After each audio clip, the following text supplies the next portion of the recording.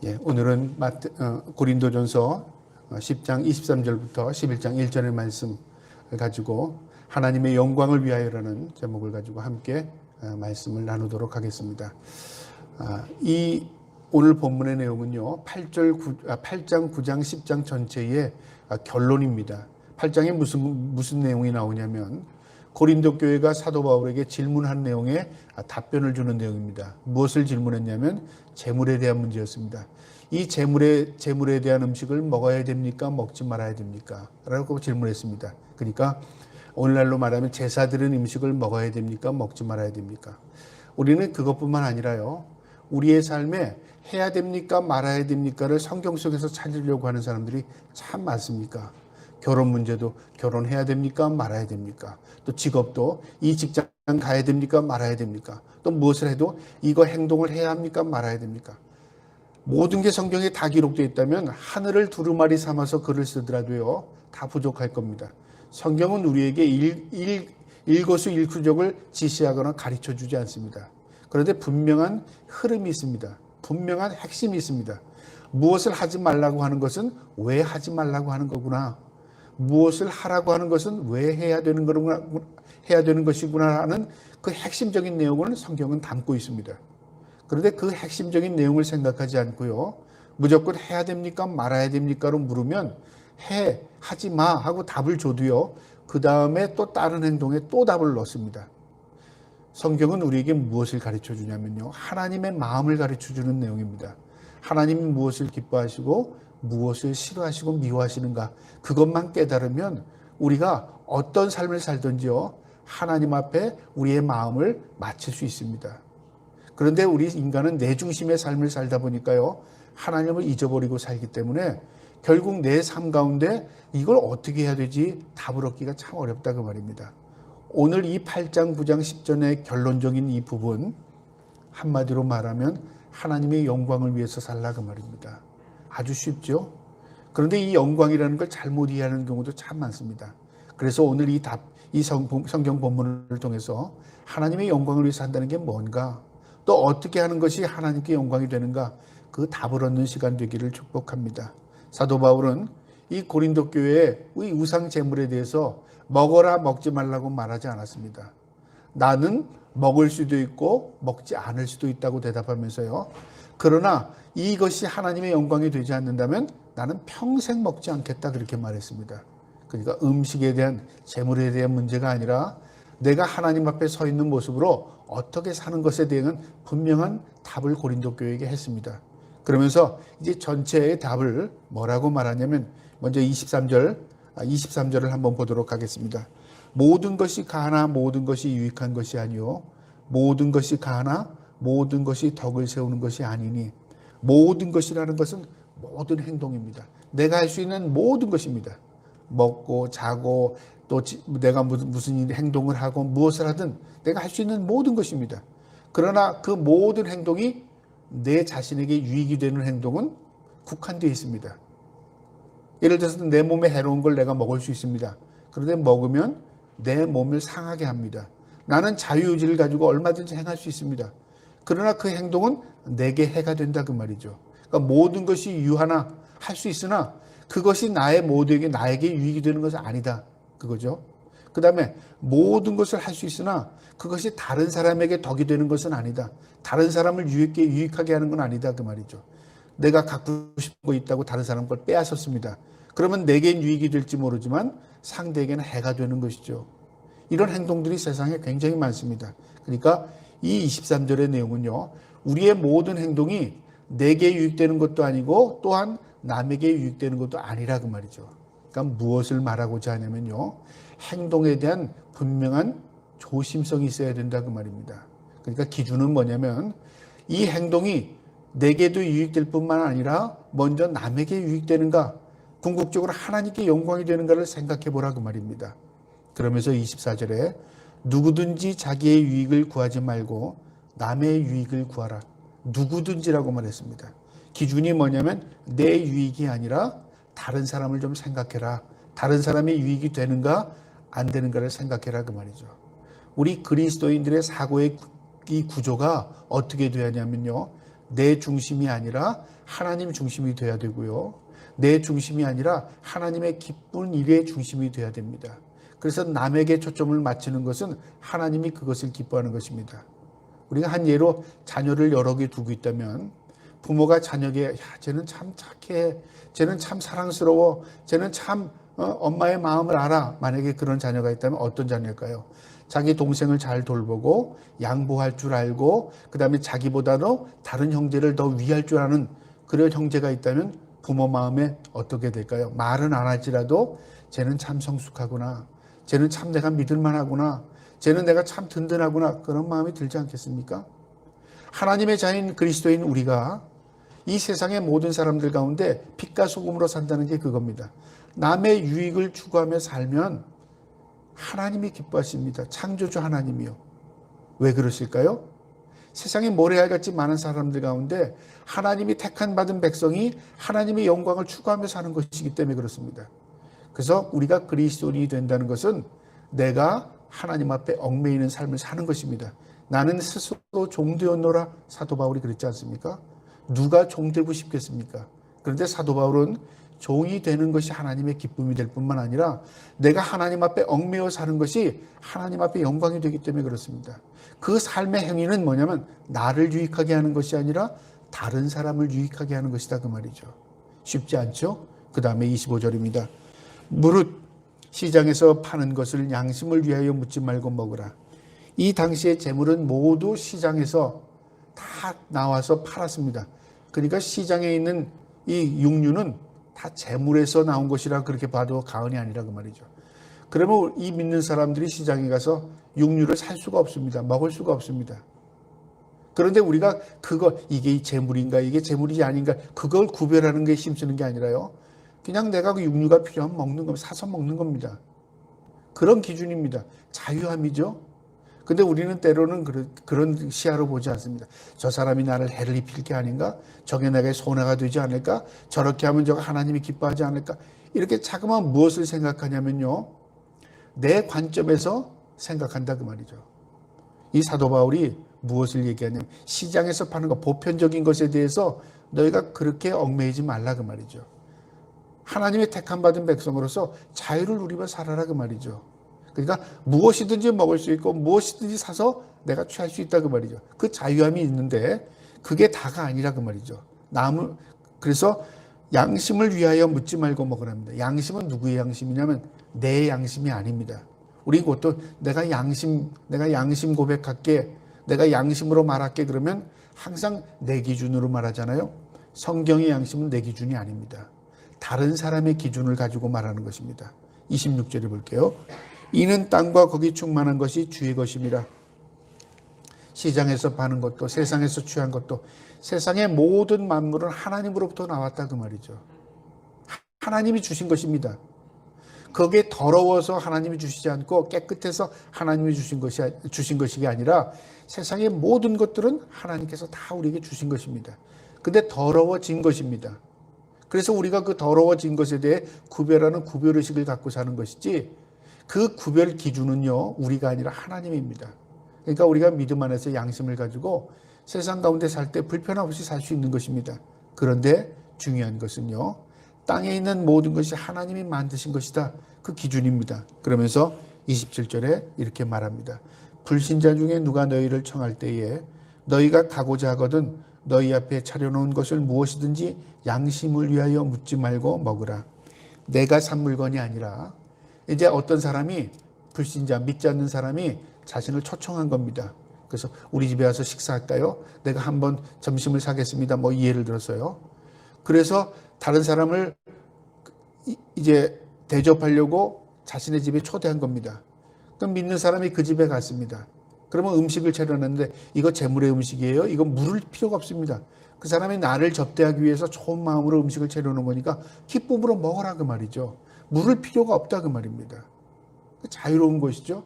근데 우리는 신앙생활하고 어떤 사람들은 내가 재물의 음식을 먹지 말아야 되니까 이거 재물이에요? 이거 더러운 거예요? 이거 구별되지 않은 거예요? 그렇게 물으면 어떻게? 그 차려준 나를 대접하는 사람도 불편해지고요. 나도 그 사람의 대접을 불편하게 받아들일 수밖에 없습니다. 그러니까 무엇을 기준이냐면 양심이라는 게 너에게 있는 게 아니라 그 말이죠. 그 사람이 어떤 마음으로 널 대하든 너는 그저 편안하게 되라. 그 위에 하나님이 계시다 그 말입니다. 그러니까 편안한 마음을 주고자 하는 말입니다. 그가 너에게 대접하는 그 마음을 받아들여라 그 말입니다. 자, 그런데 다른 상황이 있을 수 있다 그 말이죠. 28절에 누가 너에게 이것이 재물이라 말하거든 알게 한 자와 그의 양심을 위하여 먹지 말라. 똑같은 음식인데요. 그 사람이 대접하면서 이거 재물로 쓰던 음식이에요. 그러면 어떻게 하라고요? 먹지 말랍니다. 누구 때문에요? 나 때문에가 아닙니다. 나는 먹어도 됩니다. 아무 해가 없습니다. 그거 먹는다고 해서 하나님 앞에 죄 짓는 것도 아닙니다. 문제는 그 사람이 말했는데 이 믿는 사람, 하나님 섬기는 사람이 그걸 먹었어요. 그러면 그 사람이 판단해. 예수 믿는 사람들 다 똑같네. 뭐 예수 믿는 사람들은 우리가 보면 다른 게 뭐가 있어? 그렇게 생각할 수 있다 그 말이죠. 그러면 나의 행동을 통해서 믿지 않는 사람이 하나님께 영광을 가릴 수 있다 그 말이죠. 그것을 조심하라 그 말입니다. 그게 양심의 문제라는 겁니다. 나는 재물을 먹을 수 있지만 그 사람이 재물을 주면서 이거 재물입니다 라고 말하면 먹지 말라 그 말이죠. 왜요? 그 사람의 양심을 위해서. 우리가 살다 보면 제사떡, 고사떡 이런 게 있잖아요. 그래서 사람들이 다 그 고사떡은 논아서 먹는다고 사람들이 그럽니다. 집집마다 돌려요. 근데 받아들일 때 떡이 왔습니다. 그러면 감사합니다. 그러면 먹을 수 있는데 이거 제사떡이에요.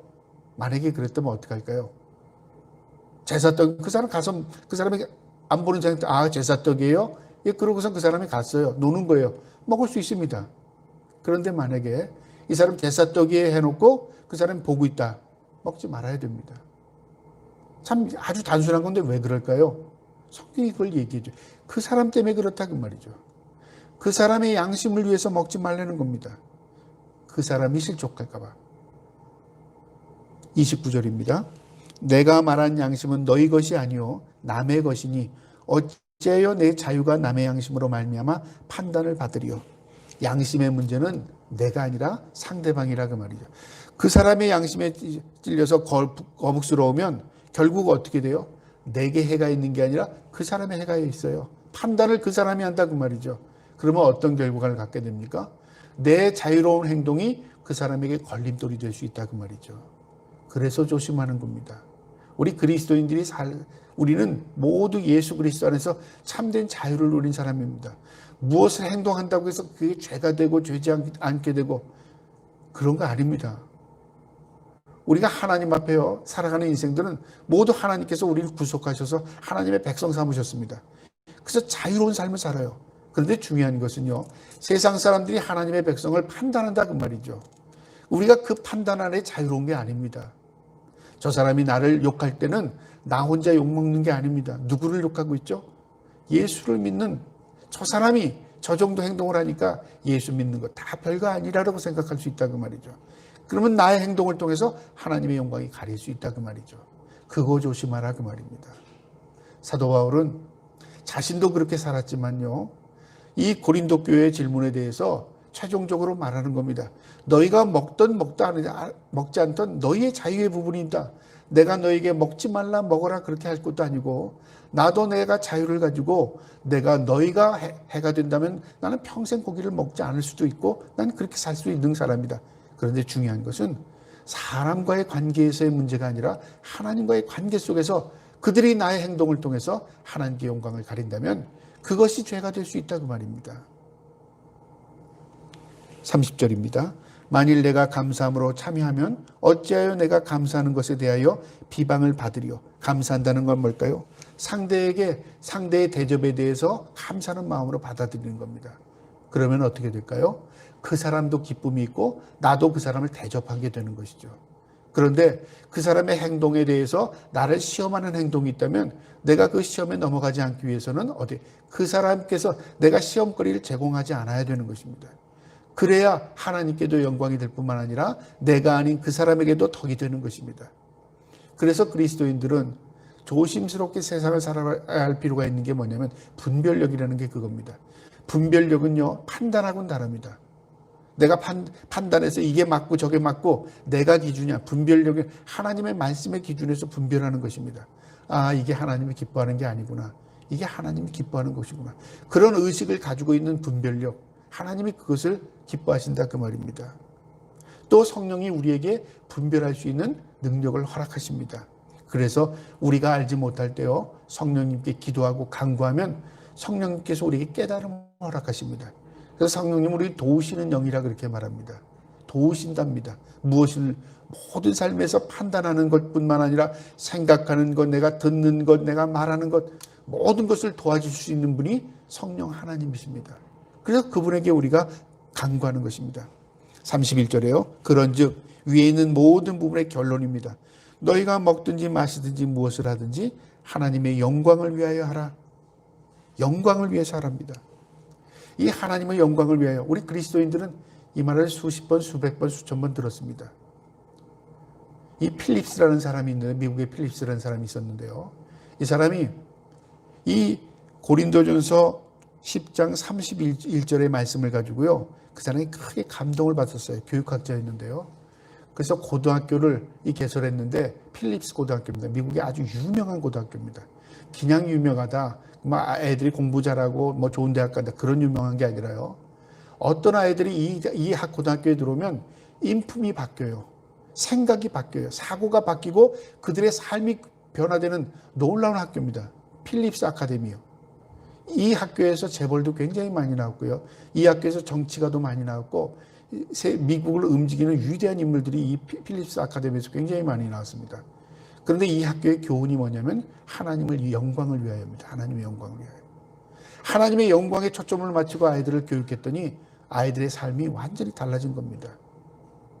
이 하나님의 영광은요, 우리의 삶뿐만 아니라 우리가 여기에 초점을 맞추고 살면 하나님의 영광이 드러날 수 있도록 우리를 통하여 그 후광을 입혀주십니다. 32절에요.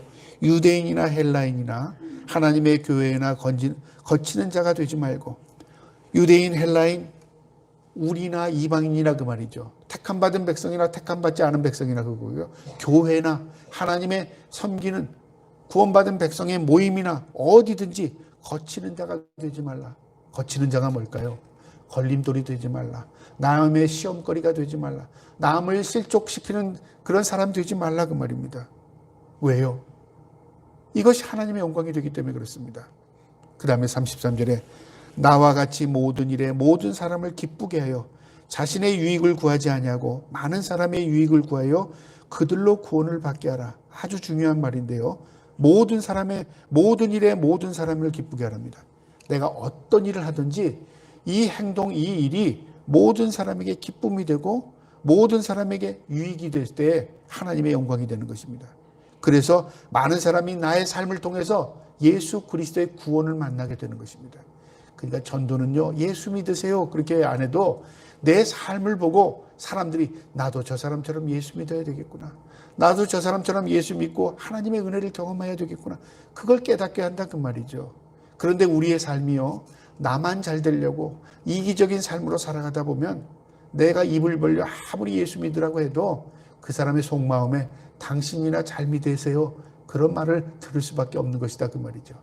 그래서 사도 바울이 고린도 교회 교인들에게 뭘 먹어라 먹지 말라, 뭘 행할까요 하지 말까요, 그런 질문을 쏟아놓을 때 너희의 삶이 중요한 것이다 그 말이죠.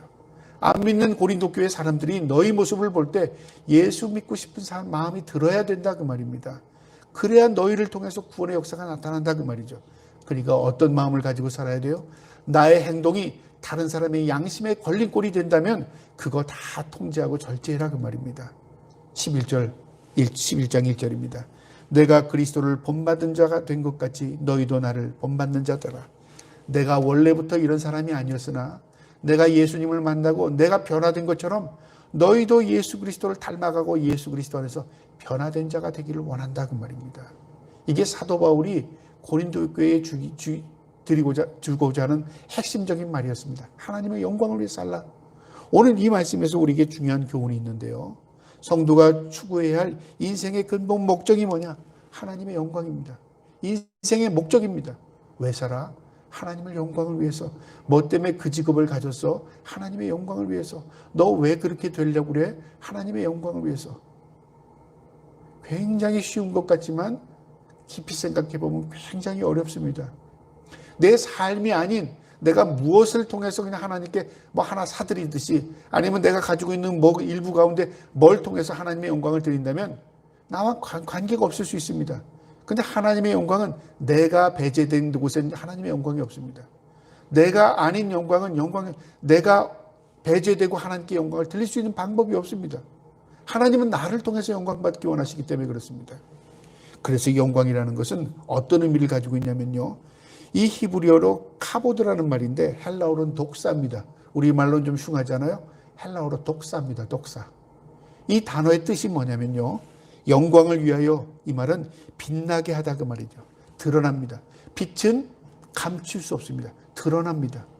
내가 빛이 되면 드러납니다. 그래서 예수님께서 너희는 빛과 소금의 빛이 되고 소금이 되라는 말이 바로 영광이 되라 그 말입니다. 영광이 되라. 빛은 비춰집니다. 드러납니다. 이 영광입니다. 그 다음에 이 영광을 위해서라는 말은요. 바로 존귀하게 나타내다 그 말이에요. 존귀함을 나타내다. 우리가 존귀하다. 저 사람 존귀한 사람이야. 저 사람 고상한 사람이야. 인격적인 사람이야. 우리와는 달라. 구별하죠. 우리가 구별하는 게 아닙니다. 세상 사람들이 하나님의 백성이 구별된 사람임을 의식하게 되는 거죠. 예수 믿는 사람 우리와 달라. 그런데 오늘날은 어떻게 됐습니까? 예수 믿는 사람이 더해. 아이고 예수 믿는 난 저 사람 예수 믿는 거 보니까 나는 예수 믿고 싶은 사람이 없어. 이렇게 된다는 거죠. 그러니까 존귀함이 없어지는 겁니다. 우리가 무엇이 있고 없고로 존귀해지는 게 아닙니다. 우리가 구별된 삶을 살아갈 때 존귀한 자가 되는 것입니다. 세상은요, 치장을 통해서 존귀하게 되려. 그래서 귀족이 되거나 높은 지위에 있으면 외적으로 갖춥니다. 다른 사람이 나를 존귀하게 여길 수 있도록 외모를 치장합니다. 그런데 그리스도인의 존귀함은요, 내적인 것입니다. 내가 하나님 앞에 구별된 삶을 살면요, 눈에 보이지 않아도 존귀함이 드러나게 되는 것입니다. 하나님이 그 사람과 함께하기 때문에 존귀함이 나타나는 것입니다. 이게 하나님의 영광입니다. 하나님께서 우리에게 너 존귀한 자로 살아라. 너 빛나게 살아라. 그렇게 말하는 것입니다. 그 다음에 이 영광이라는 말은 또 무슨 뜻을 가지고 있냐면 하나님의 임재. 하나님을 보여라 그 말이죠. 나를 통해서 다른 사람들이 하나님이 계신 것 같아. 야, 저 사람의 삶을 보니까 하나님이 진짜 계시네. 저 사람 삶이 엉망진창이었는데 야, 예수 믿고 나니까 저 사람이 완전히 달라졌어. 하나님 계시는 것 같아. 야, 저 사람이 참 어려운 삶을 살았는데 저 사람 진짜 하나님이 도와주시는 것 같아. 저 사람 하나님이 계시는 것 같아. 이게 하나님의 영광이 되는 겁니다. 그러니까 이 영광은 우리는 희생하고 하나님만 좋은 게 아닙니다. 우리가 하나님의 영광을 위해서 살면요, 하나님은 우리를 빛나는 존재가 되게 하시고 존귀한 존재가 되게 하시고요, 하나님 앞에 우리가 또 보여지는 존재가 되게 합니다. 현현, 임재, 나타나게 한다 그 말이죠. 여러분, 하나님의 영광에 초점을 맞추고 살면요, 하나님께서 우리를 통하여 영광을 드러내 주십니다. 저와 여러분이 그 영광 속에 있기를 축복합니다. 데살로니가 전서 2장 12절에요. 이는 너희를 부르사 자기의 나라와 영광을 이루게 하시는 하나님께 합당히 행하게 하려 함이라. 우리를 하나님의 백성으로 택하신 이유는 하나님 앞에 합당한 삶을 살게 하기 위한 것이랍니다. 장로교 신앙고백이 웨스트민스터 신앙고백이라고 그러잖아요. 이 웨스트민스터 신앙고백은 오늘날 영국의 웨스트민스터 사원, 국회의사당입니다. 이 웨스트민스터 사원에 이 개혁주의 신앙인들이 모였습니다.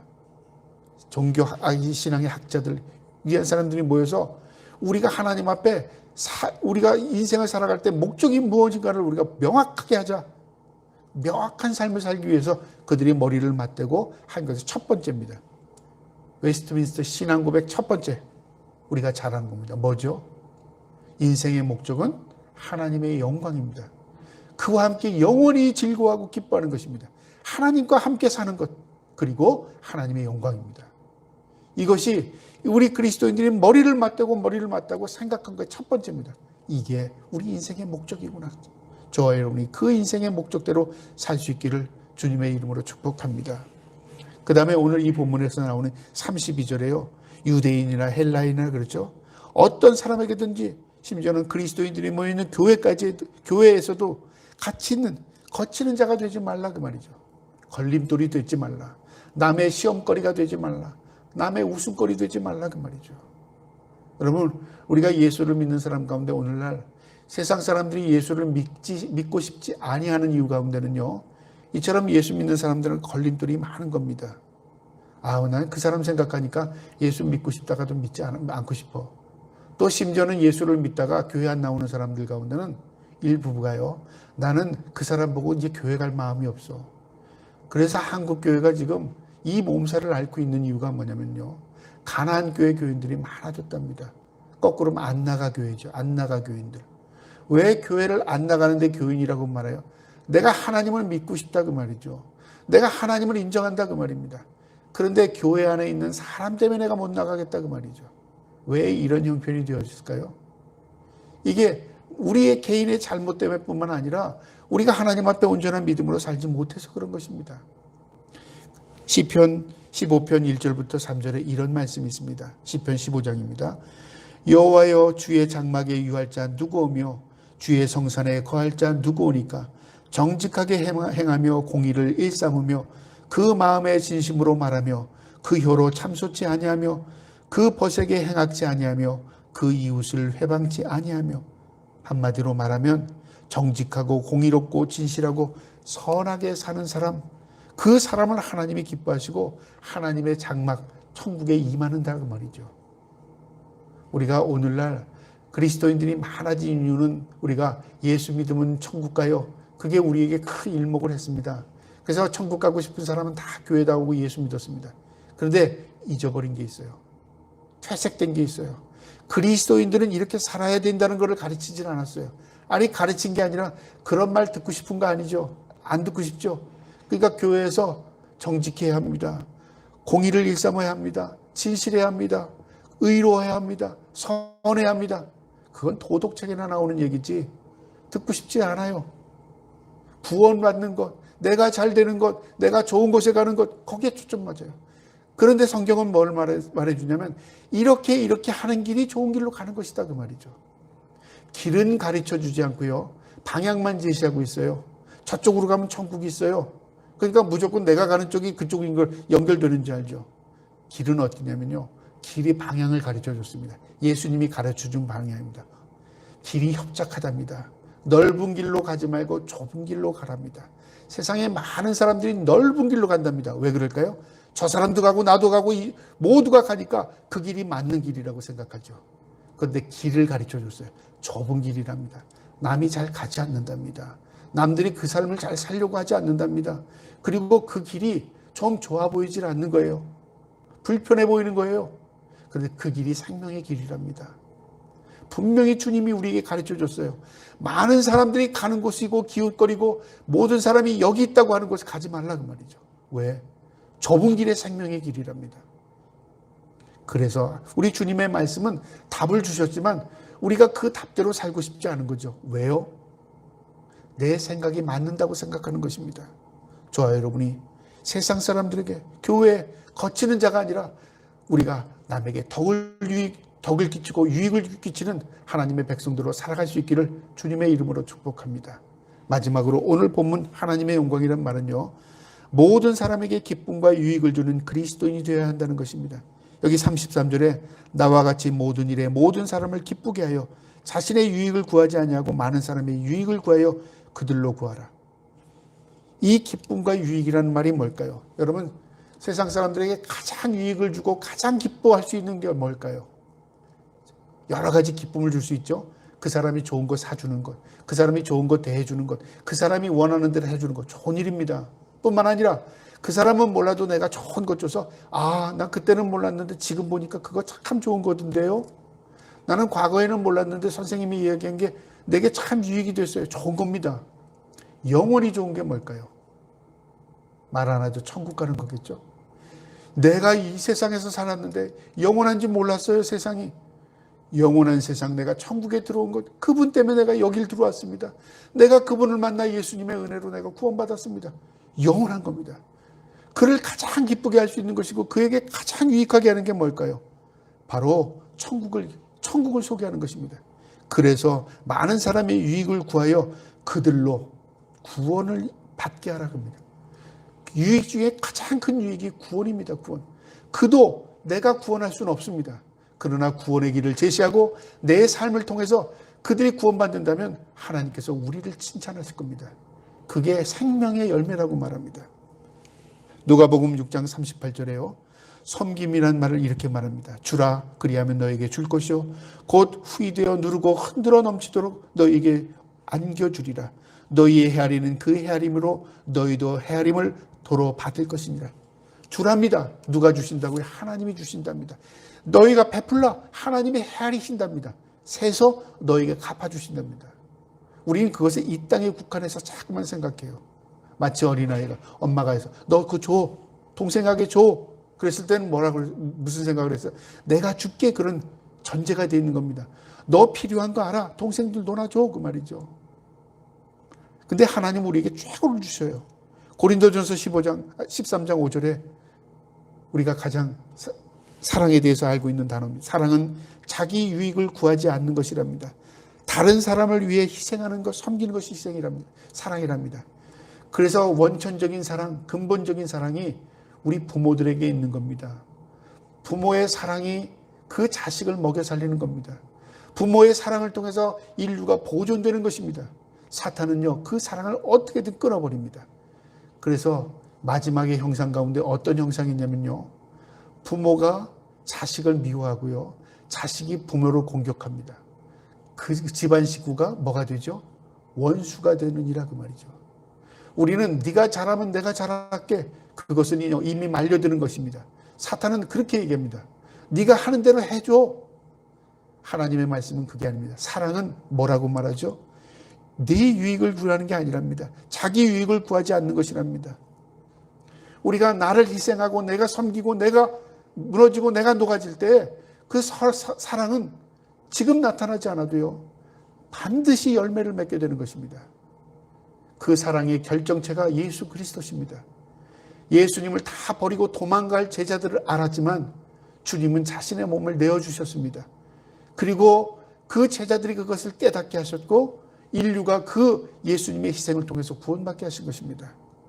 오늘 이 말씀, 하나님의 영광을 위하여 살라. 저와 여러분이 이 말씀 마음에 간직하시고 하나님의 영광을 추구하며 하나님의 영광을 위해서 살아갈 수 있는 저와 여러분 될 수 있기를 주님의 이름으로 축복합니다.